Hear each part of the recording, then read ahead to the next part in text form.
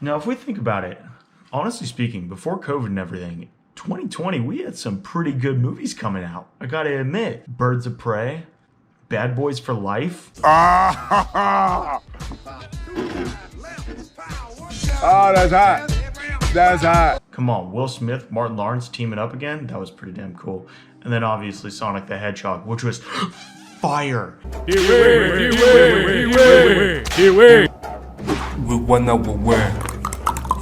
And if you don't think so, I mean, you're right. It was garbage.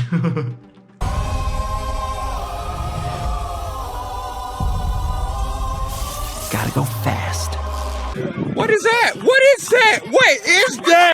Okay, with this video, I want to be successful with giving it a review, so I'm going to create a structured type of narrative to be able to better explain myself when I'm talking about these things. So first off, we'll talk about the storyline.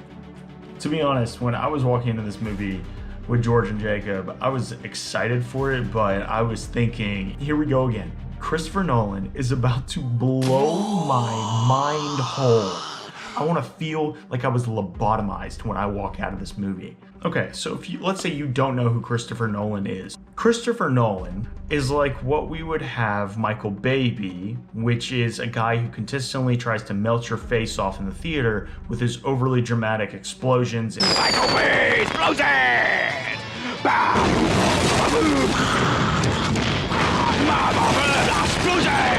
However, Christopher Nolan is a guy who tries to melt your brain with out-of-the-box, way too intricate storylines that rip your fabric of reality in half. The inner machinations of my mind are an enigma.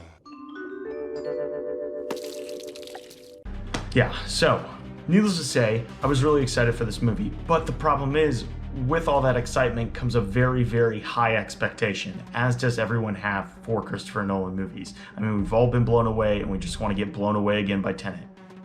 Starting off in the beginning, super action-packed. You're immediately thrown into the action. But the problem is that in retrospect of looking at the setting, the introduction of this movie, the first 10 minutes of this movie, you could have almost hacked it off and it wouldn't have taken away from the plot.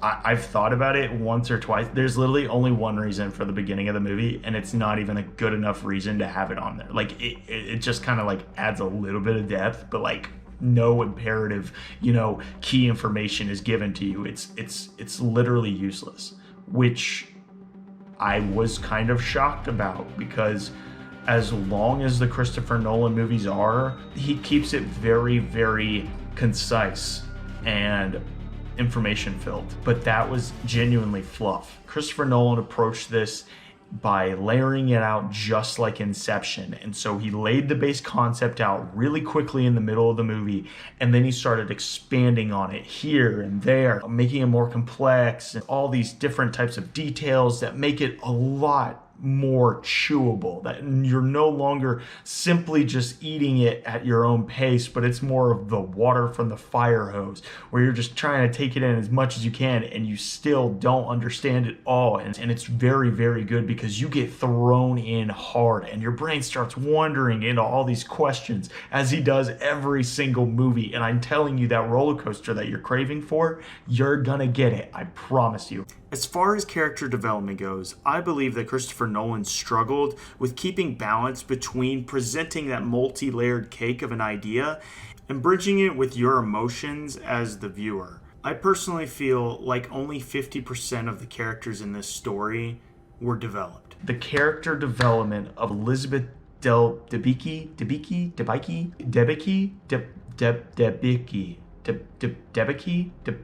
whatever. Her character has one of the greatest character developments I've ever seen in any movie. Actually, really well done. She showed her insecurities, her strengths, her weaknesses, how she overcame her obstacle, and she became a better human being out of it. And there was a satisfying overcome and success on her part. Like, she actually grew as a person, and you felt like you achieved something with her watching it. It was so nice. But again, she was a support character. Correct me if I'm wrong. Like, she was definitely not the protagonist in this movie. Ironically enough, that 50% I was talking about, yeah, there was no love given to John David Washington's character. I'll be honest. We know about two things about his character. He's a good guy, and he's a badass. That's it. And I mean, for a 2 hour and 30-minute movie, you didn't hear an anecdotal story. Not one.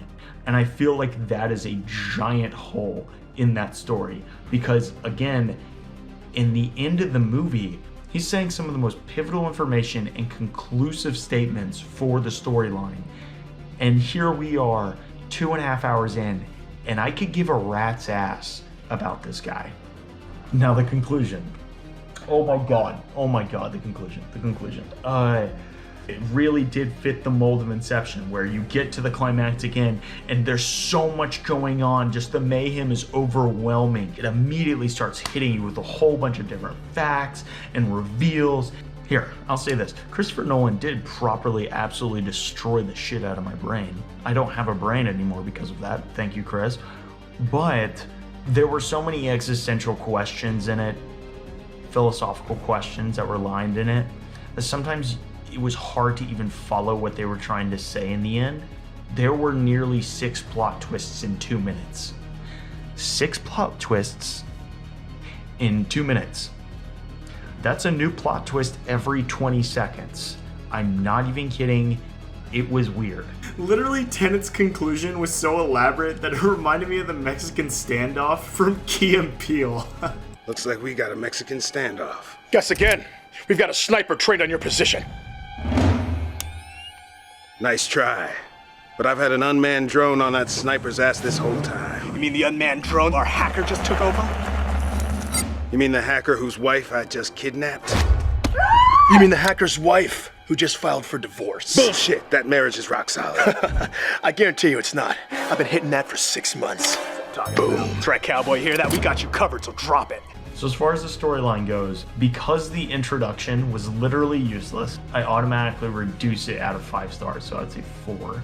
The ending was a bit questionable. I feel like Christopher Nolan took it a little bit too far. Inception hit the sweet spot when it came to giving you an urge to want more. 70% of who watches this movie will walk away and they'll just say, I don't get it.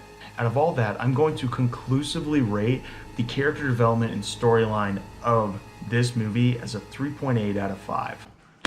I thought I would bring this up because it needs to be talked about, but if you haven't checked out the GoPro video that I put out, recently it's popped off. I'm almost at 1,000 views on video, more than I've ever had, and I'm kind of excited about it, but there's one very, very disturbing stat.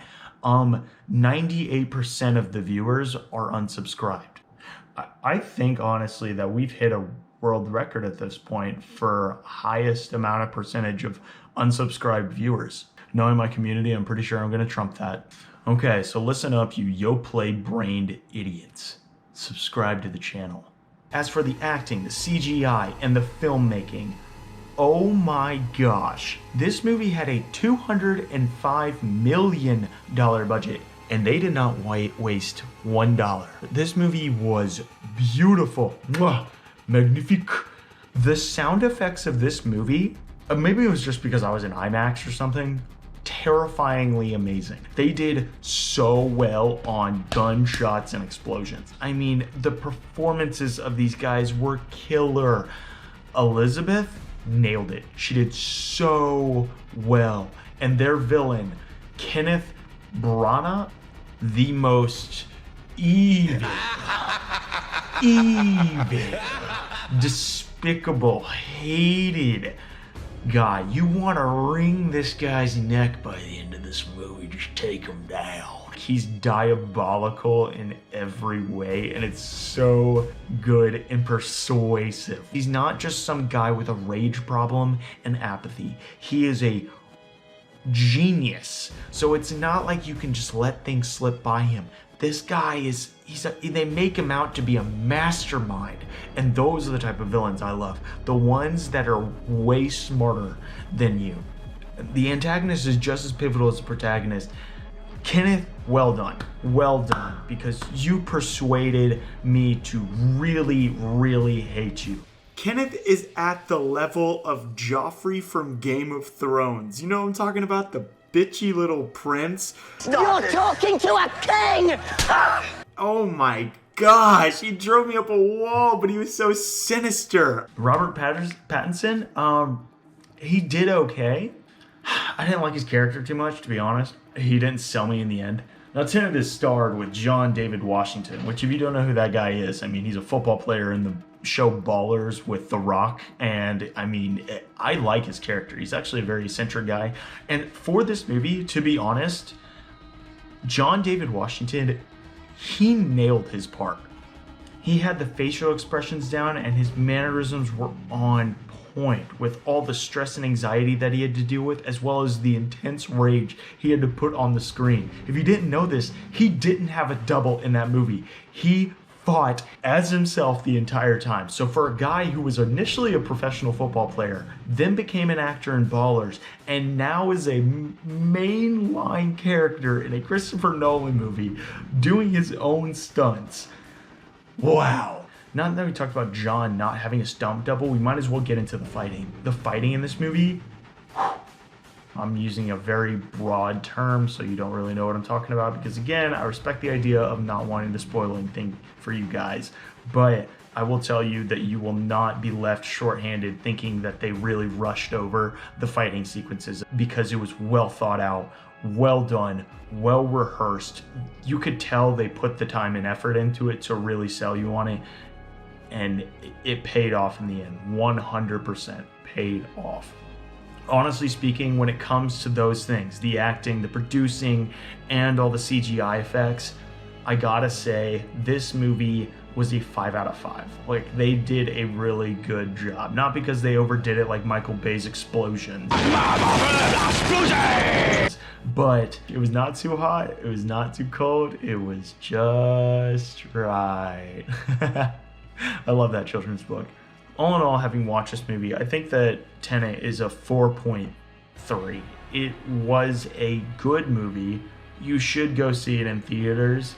It's not going to be the best Christopher Nolan movie you've ever seen, for sure. And it's definitely not going to be the best movie you've ever seen. Let me know in the comments down below what you think of this movie. Honestly, I can't wait to know whether or not your mind turned into Yoplait, or you yourself uncracked the mysteries of the universe, and now you can tell me all about the movie and tell me why I'm wrong.